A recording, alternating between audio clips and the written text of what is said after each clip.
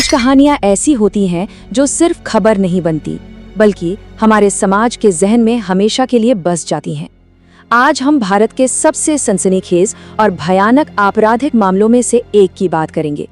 एक ऐसी घटना जिसने न सिर्फ कई परिवारों को तबाह कर दिया, बल्कि पूरे देश को सोचने पर मजबूर कर दिया। ये कहानी है निठारी कांड की। तो सवाल यही उठता है कि नोएडा के निठारी गांव के उस D5 मकान के बंद दरवाजों के पीछे आखिर ऐसा क्या हो रहा था। चलिए इस राज पर से पर्दा उठाते हैं और मामले की हर परत को समझते हैं। कहानी की शुरुआत होती है साल 2006 के दिसंबर महीने से। एक गुमशुदगी की जांच करते करते पुलिस एक ऐसी जगह पहुंची जहां से जो कुछ सामने आया उसने पूरे हिंदुस्तान को हिलाकर रख दिया। ये वो पल था जब एक बेहद भयानक सच उजागर हुआ। तो चलिए सबसे पहले बात करते हैं उस खौफनाक खोज की जिसने निठारी का नाम हमेशा के लिए बदल दिया।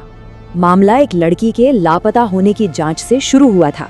पुलिस सुराग ढूंढते ढूंढते निठारी के D5 मकान के पास वाले नाले तक पहुंची और वहां जो मानव अवशेष मिले वो किसी के भी रोंगटे खड़े करने के लिए काफी थे। ये एक बहुत बड़े और दिल दहला देने वाले अपराध की तरफ इशारा था। लेकिन ये सब कुछ अचानक नहीं हुआ। इस भयानक सच के सामने आने से पहले एक लंबी दर्दनाक कहानी है। ये समझना जरूरी है कि आखिर हालात यहाँ तक पहुँचे कैसे।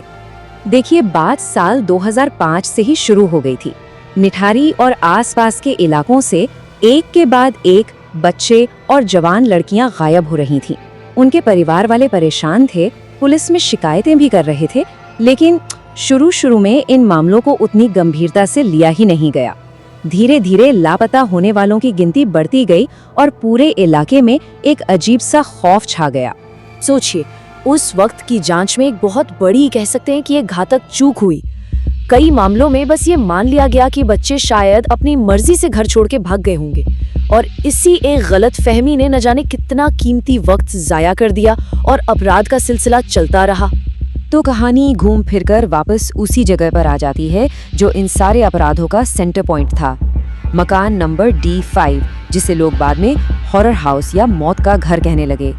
जैसे ही नाले से मिले सबूतों के बाद जांच इस घर पर आके टिकी, दो लोग पुलिस की हिरासत में लिए गए। पहला, घर का मालिक मोनिंदर सिंह पंढेर, और दूसरा उसका घरेलू सहायक सुरिंदर कोली। जब जांच एजेंसियों ने बताया कि अंदर होता क्या था तो सुनकर हर कोई सन्न रह गया। उनके मुताबिक पीड़ितों को किसी न किसी बहाने बहला फुसलाकर घर के अंदर लाया जाता था और फिर उनके साथ वो हैवानियत होती थी जिसकी कल्पना भी मुश्किल है।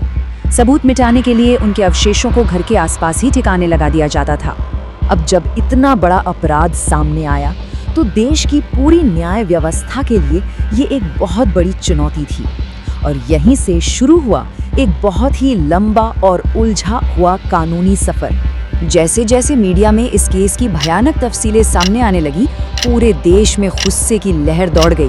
लोग सड़कों पर उतर आए, इंसाफ और जवाबदेही की मांग करने लगे। ये मामला अब सिर्फ एक क्राइम केस नहीं रहा था, ये एक नेशनल इशू बन चुका था।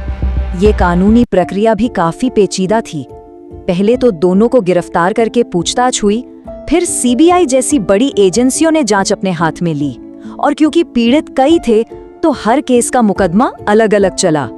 ये सिलसिला सालों साल चलता रहा और इसके फैसले भी अलग अलग आए। तो आखिर में नतीजा क्या निकला? देखिए, सुरिंदर कोली को तो कई मामलों में मुख्य दोषी ठहराया गया और उसे फांसी की सजा सुनाई गई। वहीं मोनिंदर सिंह पंढेर का मामला कानूनी दांव-पेच में फंसा रहा। उसे कुछ मामलों में सजा हुई तो कुछ में वो बरी भी हो गया। लेकिन ये कहानी सिर्फ जुर्म और सजा पर खत्म नहीं होती। ये अपने पीछे कुछ बहुत गहरे और जरूरी सबक छोड़ गई है। इस पूरी त्रासदी से जो सबसे बड़ी सीख मिलते हैं वो ये है कि किसी भी गुमशुदगी की शिकायत को कभी भी हल्के में नहीं लिया जा सकता। दूसरी बात, नागरिकों की सुरक्षा सिर्फ प्रशासन की नहीं बल्कि समाज की भी सामूहिक जिम्मेदारी है। और अंत में जागरूकता और आपसी सतर्कता ही ऐसे अपराधों को रोकने का सबसे कारगर उपाय हैं। ये बात बिल्कुल साफ है, एक महफूज समाज सिर्फ सख्त कानूनों से नहीं बनता, वो तब बनता है जब हर एक इंसान, हर नागरिक अपनी जिम्मेदारी को समझता है और उसे निभाने के लिए आगे आता है। तो आखिर में सवाल यही बचता है कि अपने आसपास एक सुरक्षित माहौल बनाने के लिए एक नागरिक के तौर पर हम सबकी क्या भूमिका है।